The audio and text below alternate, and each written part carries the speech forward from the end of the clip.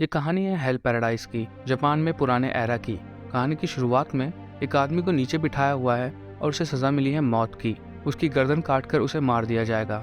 दूसरा आदमी उसके सर पर तलवार लिए खड़ा ही था और उसने उसकी गर्दन पर वार करना शुरू किया, पर उसकी गर्दन नहीं कटती और कुछ देर बाद उसकी तलवार भी टूट जाती है। नीचे बैठा आदमी यही सोच रहा था कि वो मर क्यों नहीं पा रहा। वो मरना चाहता है। उसने अपने जीवन में अनगिनत लोगों को मारा है और अब वो मरना चाहता है। उसे जीने की कोई इच्छा नहीं है। उसके बाद उस आदमी को जेल में डाल दिया जाता है और वहाँ पर एक लड़की बैठी होती है। और तब हमें पता चलता है कि जेल में बैठे आदमी का जो मरना चाहता है उसका नाम गाबीमारू है। वो एक शिनोबी है और एक शिनोबी को ऐसी ट्रेनिंग दी जाती है कि वो अपनी स्किन से किसी तलवार को आसानी से तोड़ सके। तब गाबीमारू कहता है कि उस आदमी की टेक्निक ही बेकार थी, मुझे तो अपना निंजुत्सु भी इस्तेमाल नहीं करना पड़ा उसे रोकने के लिए। तो वो लेडी गाबीमारू से पूछती है कि तुम्हें निंजुत्सु आता है तो मुझे दिखाओगे। गाबीमारू इस बात को टाल देता है। उसके बाद गाबीमारू को फिर से मारने के लिए लाया जाता है। उसे एक डंडे पर बांध दिया जाता है और उसके आसपास सूखी घास रखी जाती है ताकि उसे जिंदा जलाया जा सके। पुराने समय में जापान में जब लोग बहुत बड़ा क्राइम कर देते थे तो उन्हें जिंदा जला दिया जाता था, पर अगर उन पर दया आ जाती थी तो उन्हें जलाने से पहले उनकी छाती में भाला घुसाकर उन्हें मार दिया जाता था। गाबीमारू के साथ भी यही करने की कोशिश की गई, पर जैसे ही भाला उसकी छाती में मारा वो भाला ही टूट गया। उसके बाद उन सूखी घासों में आग लगा दी जाती है और गाबीमारू को जिंदा जला दिया जाता है। गाबीमारू उनकी आंखों के सामने जल रहा था। वो लोग उसे देख रहे थे, पर गाबीमारू फिर से नहीं मरा। उसके सारे कपड़े जल गए पर वो नहीं मरा। जेल में ही वो लेडी गाबीमारू से पूछती है कि तुम्हारा जीवन कैसा था। तब गाबीमारू बताता है कि उसके जीवन में कुछ खास इंटरेस्टिंग तो था ही नहीं। जब वो पैदा हुआ तो गाँव के चीफ ने उसके माँ बाप को मार दिया। उसे कभी नहीं पता चला क्यों। और फिर गांव के चीफ ने ही उसे पाला था और गांव के चीफ ने ही उसे एक शिनोबी बनाया था, तो इसलिए चीफ जो भी कहता गाबीमारू वही करता। एक शिनोबी के खुद के कोई सपने नहीं होते, उन्हें बस कत्ल करने के लिए कहा जाता है और एक शिनोबी बस कत्ल करता है। इसलिए चीफ जब भी उसे कत्ल करने को कहता तो गाबीमारू बिना कुछ सोचे समझे किसी को भी मार देता था। उसके बाद गाबीमारू को फिर से मारने के लिए ले जाया जाता है। इस बार उसे नीचे लेटाकर बांध दिया जाता है। उसके दोनों पैरों को रस्सी से बांधते हैं और उसके दोनों तरफ दो बड़े बड़े बैलों को बांध दिया जाता है। अब एक आम इंसान 500 किलो तक का वजन सह सकता है, पर जब दो बड़े बैल एक इंसान को खींचेंगे तो उस पर 950 किलो का वजन लगेगा, जिस वजह से वो इंसान बीच में से फट जाएगा। और गाबीमारू के साथ भी यही करने की कोशिश की जाती है, पर जब वो बैल भागना शुरू करते हैं तो कुछ देर बाद वो बैल भागते भागते थक जाते हैं और वहीं बेहोश हो जाते हैं और गाबीमारू फिर से नहीं मर पाता। तो वो लेडी गाबीमारू से पूछती है कि अगर तुम मरना ही चाहते हो तो तुम अपने आप को बचाने की इतनी कोशिश क्यों कर रहे हो। गाबीमारू इस पर कुछ नहीं कहता। तो वो लेडी फिर से पूछती है कि अच्छा ये बताओ कि तुम्हें पकड़ा क्यों गया। तब गाबीमारू शुरू से बताता है कि उसके गांव का चीफ उसे पसंद करता था, इसी वजह से चीफ ने उसकी शादी अपनी बेटी से करा दी और चीफ की बेटी वो लड़की एक नंबर की बेवकूफ़ थी। गाबीमारू कहता है वो घर में आता और वो कहती अपने जूते बाहर उतारो, दिन में एक बार प्रार्थना करो, जो खाना मिला है उसके लिए प्रार्थना करो, जो जिंदगी मिली है उसके लिए प्रार्थना करो। वो घरेलू तरह की थी। उसने गाबीमारू की जिंदगी उलट पुलट कर दी थी और गाबीमारू उस जिंदगी से निकलना चाहता था। तब उसने गांव के चीफ से बात करी और गांव का चीफ कहता है ठीक है, अब कुछ हो तो सकता नहीं, पर जाने से पहले तुम्हें मेरे लिए एक काम करना होगा। पर यह गाबीमारू के लिए एक जाल था। गाबीमारू जब मिशन के लिए बाहर जाता है तो उसके साथ ही उसे पकड़वा देते हैं इस जुर्म में कि वो गाँव छोड़ने की कोशिश कर रहा था।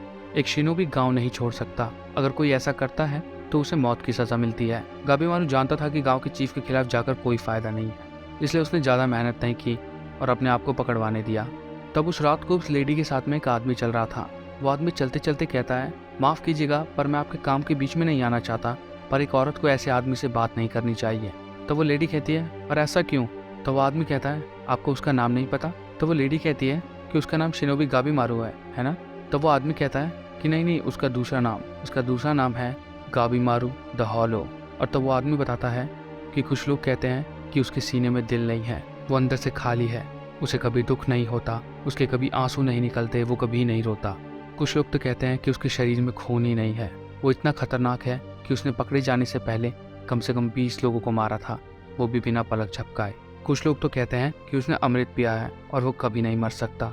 तो वो लेडी कहती है कि एक आदमी जिसके सीने में दिल नहीं है, जिसे कुछ महसूस नहीं होता, जो मरना चाहता है, वो पकड़े जाने पर भागने की इतनी कोशिश करता है कि वो 20 लोगों को मार देता है। ये बात कुछ समझ नहीं आई। तब वो आदमी कहता है कि माफ़ कीजिए, मैं आपके काम के बीच में नहीं आना चाहता, मैं बस इतना कहना चाहता था कि वो आदमी खतरनाक है।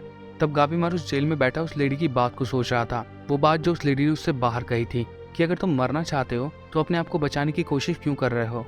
तब गाबीमारू इसी बारे में सोच रहा था कि जब उस आदमी ने उसकी गर्दन काटने की कोशिश की तो उसने अपनी गर्दन को हार्ड कर लिया, जिससे तलवार ही टूट गई। जब उसे जिंदा जलाने की कोशिश की गई तो उसने अपना निंजुत्सु यूज कर लिया, जिस वजह से वो फिर से बच गया। जब उसे बैल से बांधकर फाड़ने की कोशिश की गई तो उसने अपने पैरों को टाइट कर लिया और वो फिर से बच गया। उसे समझ नहीं आ रहा था कि वो मरना तो चाहता है, पर वो अपने आप को बचाने की इतनी कोशिश क्यों कर रहा है। तब गाबीमारू को एक और जगह ले जाया जाता है। उस कमरे के अंदर बहुत सारे लोग थे और ठीक बीचों बीच वो लेडी बैठी थी, एक तलवार लिए। तब गाबीमारू पूछता है कि ये सब क्या है। तब वहाँ पे खड़ा एक इंस्पेक्टर बोलता है कि ये लेडी कोई आम लड़की नहीं है, यह है यमाडा असायमोन सागेगिरी। अब असायमोन एक क्लैन है जो कई सदियों से रोनिन है और अपने मास्टर की सेवा करती है। उस क्लैन के लोगों के दो ही काम है, एक तलवार की जांच करना, उसके मास्टर के कहे जाने पर किसी को भी मार देना। असायमोन किसी को भी मारने में इतने माहिर हैं कि वो किसी की भी गर्दन एक झटके में काट देते हैं और वो ये काम सदियों से करते आ रहे हैं। गाबीमारू वहाँ शौक में खड़ा था। तब गाबीमारू उस लेडी यानी यमाडा असायमोन की तरफ देखकर कहता है कि तुम एक असायमोन हो और वो भी एक लड़की। तब यमाडा अपने हाथ में तलवार लेकर कहती है, गाबीमारू एक भागे हुए शिनोबी, मुझे मेरे मास्टर ने काम दिया है तुम्हें मारने का। तुमने कहा तुम्हें मरना है और मैं तुम्हारी ये इच्छा पूरी करूंगी। तब गाबीमारू की आंखों में पहली बार डर था। उसकी मौत उसके सामने खड़ी थी और उसे मौत से पहली बार डर लग रहा था। और इतना देखते ही गाबीमारू अपने हाथ की हथकड़ी खोल देता है। ये देखते ही वहाँ का इंस्पेक्टर कहता है, इसे मार दो जल्दी। और वो लेडी सागेगिरी पलक झपकते ही गाबीमारू के पीछे थी। वो तलवार चला देती है पर गाबीमारू किसी तरह से वहाँ से बच जाता है, पर फिर भी उसके गले पर एक घाव बन गया था। तब सागेगिरी कहती है, तुम हटे क्यों, अगर हटते नहीं तो मर जाते ना।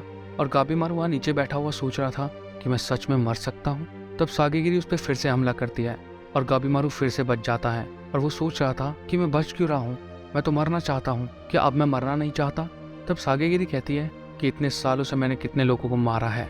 अपनी मौत से पहले कुछ लोग या तो अपनी मौत को अपना लेते हैं, कुछ लोग बुरी तरह से भीख मांगते हैं जिंदा रहने के लिए, और कुछ लोग अपने आप को धोखा देते हैं कि उन्होंने अपनी मौत को अपना लिया है या वो मरना चाहते हैं। उसका इशारा गाबीमारू की तरफ था। तब सागेगिरी कहती है कि गाबीमारू द हॉलो, तुम सच में ही अंदर से खाली हो। तुमने सच कहा तुम्हारे अंदर खालीपन है, पर एक बात के लिए तुमने मुझसे झूठ बोला। तुम्हें किसी एक चीज़ से अपने जीवन में लगाव है, और अगर दूसरे शब्दों में कहा जाए तो तुम्हें अपनी बीवी से प्यार है। तुम्हारी बीवी ही तुम्हारे जीने की वजह है, तुम उसके लिए जीना चाहते हो। और तब हमें पता चलता है कि गाबीमारू असलियत में अपनी बीवी के साथ खुश था। वो उसकी हर एक बात मानता था, वो उसके साथ जीना चाहता था, वो अपनी बीवी से बहुत प्यार करता था। ये सुनकर गाबीमारू को बहुत गुस्सा आता है। वो साइड में खड़े एक आदमी की तलवार लेकर सागेगिरी पर हमला कर देता है। सागेगिरी उसका हमला रोकते हुए कहती है, मैं सच कह रही हूँ, है ना, तुम्हें अपनी बीवी से प्यार है, तुम उससे प्यार करते हो, इसीलिए तुम मरना नहीं चाहते। तुम बस अपने आप को झूठ बोल रहे हो कि तुम्हें जिंदगी से लगाव नहीं है ना। तब गाबीमारू गुस्से में कहता है, बकवास बंद करो, तुम्हें मेरे बारे में कुछ नहीं पता, तुम्हें मेरी जिंदगी के बारे में कुछ नहीं पता। जैसी जिंदगी मैं जीता हूँ वहाँ सिर्फ अंधेरा है। गाबीमारू कहता है कि वो अंदर से खाली है। और तब हमें दिखाया जाता है कि गाबीमारू अपनी बीवी से भी यही कह रहा है कि मैं तुम्हें ज़िंदगी में कुछ नहीं दे सकता। लोग मुझे गाबीमारू द हॉलो सही कहते हैं। और उसकी बीवी कहती है कि नहीं, ये सच नहीं है, तुम अंदर से खाली नहीं हो। तब उसकी बीवी कहती है कि तुम पहले इंसान हो जिसने मेरे ऐसे चेहरा होने के बावजूद भी मुझे अपनाया। और तब हमें पता चलता है कि गाबीमारू की बीवी का आधा चेहरा जला हुआ है। तब गाबीमारू की बीवी बताती है कि उसके बाप ने यानी कि गाँव के चीफ ने उसका चेहरा जला दिया क्योंकि वो अपनी ज़िंदगी अपने तरीके से जीना चाहती थी। तब गाबीमारू सागेगिरी से लड़े जा रहा था। वो कह रहा था कि मैं गाबीमारू द हॉलो हूँ, मेरे अंदर दिल नहीं है, मैं एक मॉन्स्टर हूँ। और उसे अपनी बीवी की याद आ रही थी कि कैसे वो बस अपनी बीवी के साथ ज़िंदगी बिताना चाहता था, एक आम जिंदगी। तो वो तय करता है कि वो लोगों को मारना बंद कर देगा।